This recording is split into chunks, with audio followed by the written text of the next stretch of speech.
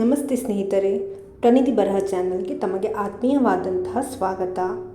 ಇವತ್ತಿನ ಈ ವಿಡಿಯೋದಲ್ಲಿ ಕನ್ನಡ ಸಾಮಾನ್ಯ ಜ್ಞಾನ ಇದರ ಕುರಿತಂತೆ ಕೆಲವು ಪ್ರಶ್ನೆಗಳನ್ನು ನಿಮ್ಮ ಮುಂದಿಡುತ್ತಿದ್ದೇನೆ. ಮೊದಲನೆಯ ಪ್ರಶ್ನೆ, ನಾಡ ಹಬ್ಬ ಎಂದು ಕರೆಯಲ್ಪಡುವ ಹಬ್ಬ ಯಾವುದು? Option 1 Dasara, option 2 Sankranti, option 3 Deepavali, option 4 Ugadi. ಇದಕ್ಕೆ ಸರಿಯಾದ ಉತ್ತರ ಆಪ್ಷನ್ 1 ದಸರಾ.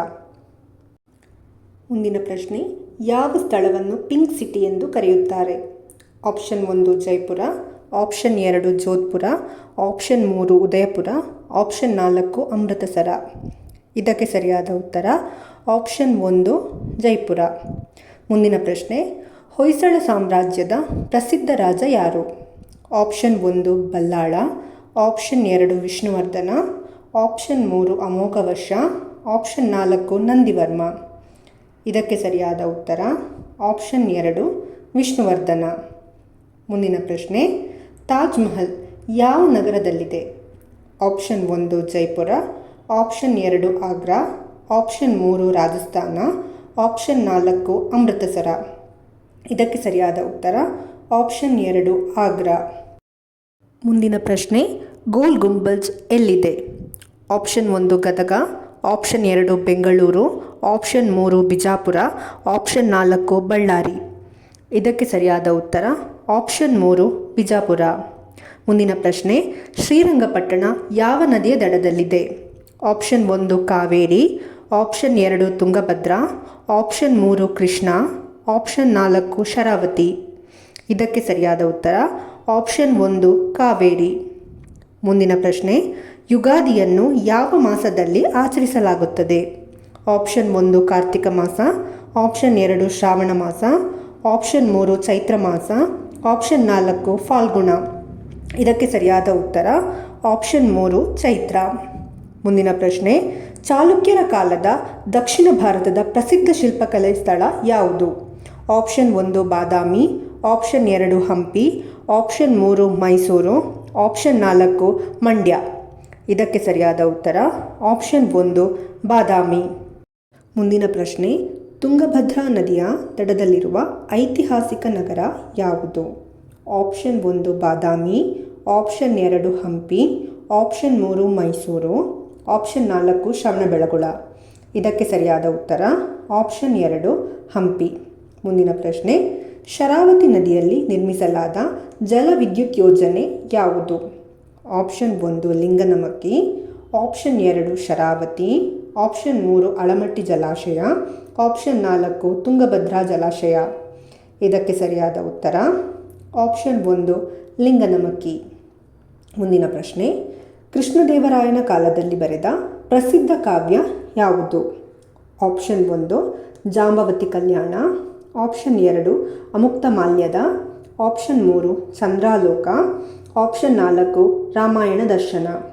ಇದಕ್ಕೆ ಸರಿಯಾದ ಉತ್ತರ ಆಪ್ಷನ್ 2 ಅಮುಕ್ತಮಾಲ್ಯದ. ಮುಂದಿನ ಪ್ರಶ್ನೆ, ದಕ್ಷಿಣ ಭಾರತದಲ್ಲಿ ಅತಿ ಉದ್ದವಾದ ನದಿ ಯಾವುದು? ಆಪ್ಷನ್ ನೋಡುವುದಾದರೆ option 1 Godavari, option 2 Krishna, option 3 Kaveri, option 4 Sindhu. ಇದಕ್ಕೆ ಸರಿಯಾದ ಉತ್ತರ ಆಪ್ಷನ್ 1 ಗೋದಾವರಿ ನದಿ. ಮುಂದಿನ ಪ್ರಶ್ನೆ, ಕರ್ನಾಟಕ ರಾಜ್ಯ ಮಾಲಿನ್ಯ ನಿಯಂತ್ರಣ ಮಂಡಳಿಯನ್ನು ಯಾವಾಗ ಸ್ಥಾಪಿಸಲಾಯಿತು? Option 1 1974, option 2 1972, option 3 1971, option 4 1973. ಇದಕ್ಕೆ ಸರಿಯಾದ ಉತ್ತರ ಆಪ್ಷನ್ 1 1974. ಮುಂದಿನ ಪ್ರಶ್ನೆ, ಹೊಯ್ಸಳ ಸಾಮ್ರಾಜ್ಯವನ್ನು ಅಂತಿಮವಾಗಿ ಯಾರು ವಶಪಡಿಸಿಕೊಂಡರು? ಆಪ್ಷನ್ 1 ಪಲ್ಲವರು, option 2 Bahmani, option 3 Vijayanagara, option 4 ಪ್ರತಿಹಾರರು.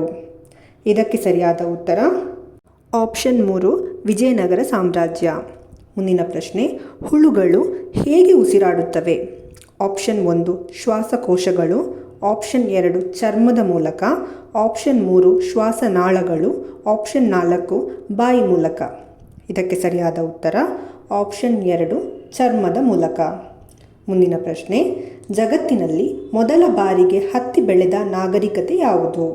Option 1 Sindhu ನಾಗರಿಕತೆ, ಆಪ್ಷನ್ 2 ಆರ್ಯರು, ಆಪ್ಷನ್ 3 ಯುರೋಪಿಯನ್ನರು, ಆಪ್ಷನ್ 4 ಪೋರ್ಚುಗೀಸರು.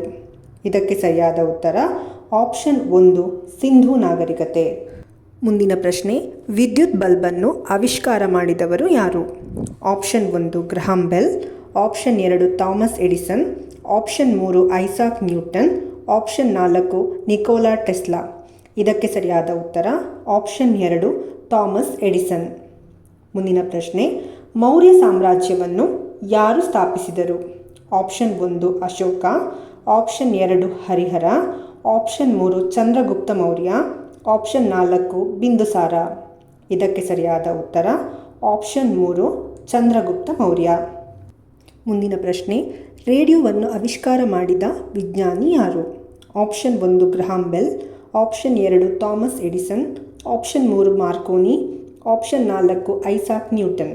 ಇದಕ್ಕೆ ಸರಿಯಾದ ಉತ್ತರ ಆಪ್ಷನ್ 3 ಮಾರ್ಕೋನಿ. ಮುಂದಿನ ಪ್ರಶ್ನೆ, ನೀರಿನ ರಾಸಾಯನಿಕ ಸೂತ್ರವೇನು? Option 1 H2O, option 2 DTO, option 3 H2O2, option 4 OH. ಇದಕ್ಕೆ ಸರಿಯಾದ ಉತ್ತರ option 1 H2O.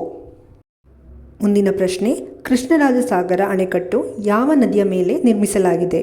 Option 1 Kaveri, option 2 Tungabhadra, option 3 Krishna, option 4 Sharavati.